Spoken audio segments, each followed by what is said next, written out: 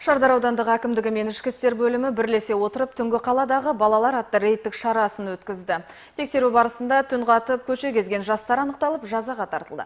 Сондай-ақ карантин режимін сақтамай жасырын жұмыс істеген компьютерлік клубтар да анықталды.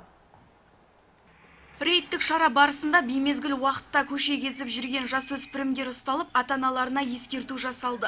Тиісті хаттама толтырылып, айыппұл салынды. Компьютер клубтарында ойынға берілген жеткіншектер мен оларға жағдай жасаған кәсіп иелері де жазаланды. Карантиндік режимді сақтамағандармен күрес тоқтаусыз жүреді дейді мобильді топ өкілдері.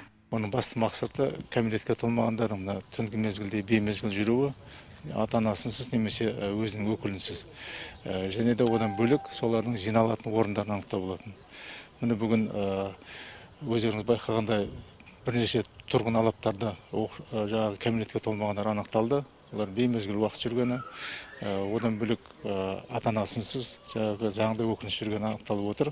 Оларға заңға сәйкес тиісті хаттамалар толтырылып, тиісті шаралар көрілетін болады. Еліміздегі қалыптасқан жағдайға байланысты карантин мерзімі тағы 2 аптаға ұзартылды.